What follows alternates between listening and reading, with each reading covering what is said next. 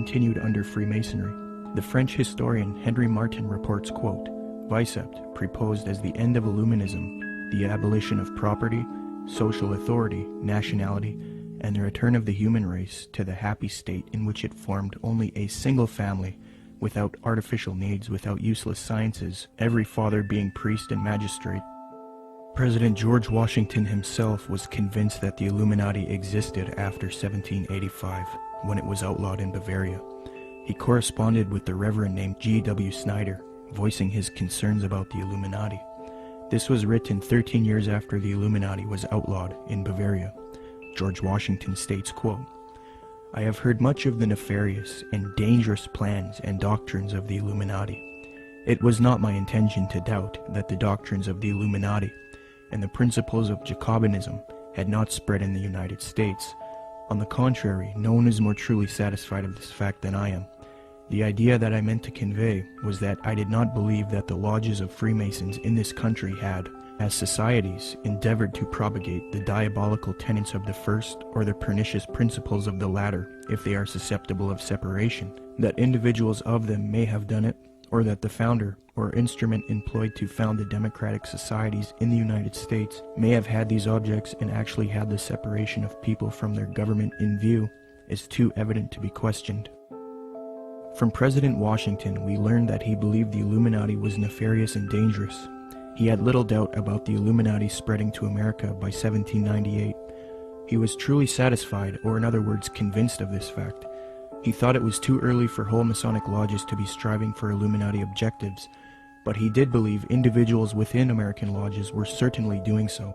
He believed the founder or instrument used to found the democratic societies in the USA may have had Illuminati objectives in mind, and that they had the separation of the people from their government in view.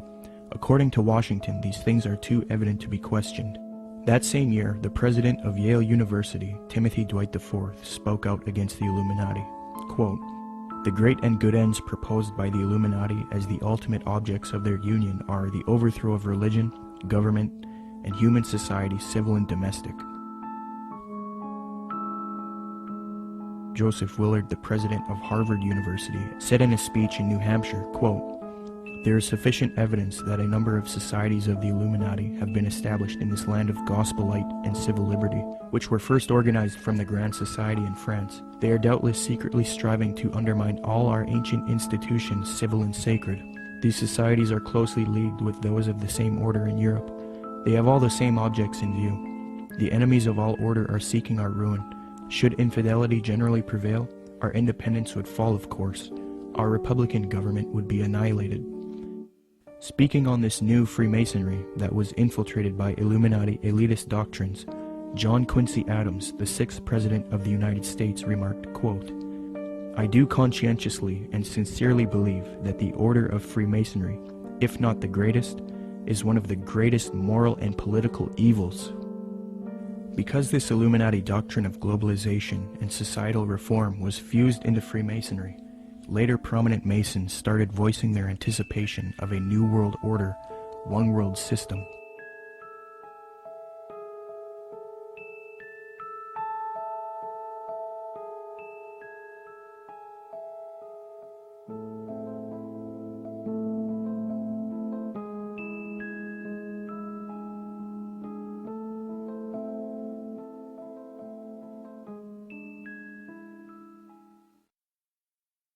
Freemasonry is just one of many ways to get people into the occult. But even more than that, it's able to get them into a really sort of packaged way to produce people that can be used in a more mechanical way in the system. That is, that they can be put into places of power to turn a lot of the gears and things like that. Let me demonstrate that the high levels of Freemasonry and Theosophy are now simultaneously striving for a new world order, one world religion. Their dogma is that for the upcoming age of Aquarius, humanity needs to unite into a one world government or new world order. The former Supreme Grand Master of the Fraternity of the Rosy Cross, or FRC, Reuben Swinburne Clymer, wrote in his work Ancient Mystic Oriental Freemasonry, quote, Mystic Masonry is not only the key to the religion taught to all men in all ages from the very beginning of conscious life up to the present, but it holds the keys to these religious and is, in fact, the very repository of religion itself. It has for its object the uniting of mankind into a universal brotherhood. The 19th and 20th century Freemason and Rosicrucian Arthur Edward Waite admitted that secret societies he was involved with control political, scientific, and religious affairs. Waite believed that these societies always existed in every nation and are connected to modern societies, which I believe can be disputed.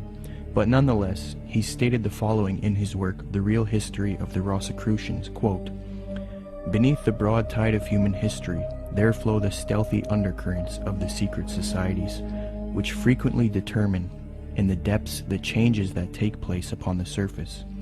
These societies have existed in all ages and among all nations, and tradition has invariably ascribed to them the possession of important knowledge in the religious, scientific, or political order according to the various character of their pretensions," unquote. The official Freemasonic Scottish Rite magazine, entitled The New Age magazine, admits that it is for a new world order, new world religion, and new age. Quote, "Great God our King has chosen the great American public schools to pave the way for the new race, the new religion, and the new civilization that is taking place in America. Any mother, father, or guardian who is responsible for the taking away of the freedom of mind, freedom of will, or freedom of spirit is the lowest criminal on earth, because they take away from that child the God-given right to become part of God's great plan in America for the dawn of the new age of the world."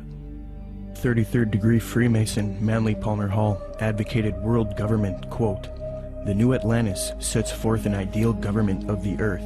It foretells that day when in the midst of men there shall rise up a vast institution composed of the philosophic elect, an order of illumined men band together for the purpose of investigating the laws of life and the mysteries of the universe.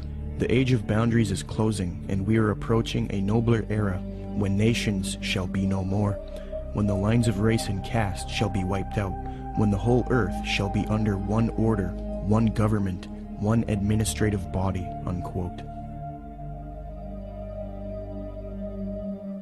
Alice Bailey, the prominent theosophist, stated, quote, "The new era is coming. The new ideals, the new civilization, the new modes of life, of education, of religious presentation, and of government are slowly precipitating, and nothing can stop them." N. Sri Ram, a prominent theosophist and New World Order advocate, stated, quote, "Let us first consider the restoration of the mysteries. It is well known among members of the co-Masonic movement that its work has been faithfully continued up to the present, and that its number of lodges has steadily increased. I imagine that at such an auspicious time, when the inner and outer worlds will have come much nearer together, some of the great leaders of the hierarchy might take part in the outer work of reconstruction, and will then become the recognized leaders of the new world government," unquote.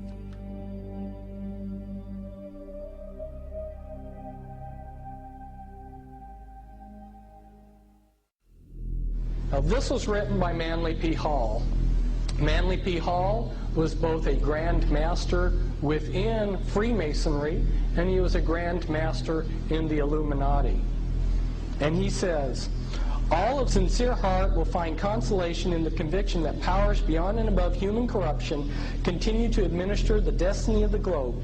It would be a mistake to confuse the governing bodies with the various sects which pretend to authority but give no indication or proof that they can manage efficiently even their own affairs." Now, Manly P. Hall knows who he's referring to here because he's part of that secret body. But of course, he speaks positively of it. The Zeitgeist films and movement have more ties to Theosophy and Freemasonry. At just 2 minutes into the second Zeitgeist film, Zeitgeist Addendum, a lecture of a man by the name of Jiddu Krishnamurti is played. Jiddu spent much of his childhood in southern India. Jiddu's father was a member of the Theosophical Society in southern India. When Jiddu was a boy, he was discovered by the Theosophist C.W. Ledbetter. Ledbetter was a man who was brought up on charges of immoral behavior with young boys, yet he still had a close relationship with the president of Theosophy, Annie Besant. Ledbetter and Besant would adopt Jiddu and take him to England. They raised him and brainwashed him into the Theosophic esoteric teachings. They were convinced that he was their return of the Christ and that he would lead humanity into the age of Aquarius as the world teacher for the New Age. Jiddu thought he was the Christ for many years due to being brainwashed, and he would give lectures speaking with authority on esoteric and occult matters. However, Jiddu became reluctant, and after many years decided not to be the Christ of Theosophy. He was a false Christ, and he later departed from Theosophy. He did retain connection with Theosophists, and devoted the later part of his life to giving lectures on New Age spirituality. He authored many books on the subject as well. The fact that Zeitgeist would include this man in their film, knowing his deep connection with Theosophy, should demonstrate to everyone the New Age esoteric nature of the Zeitgeist films and movement.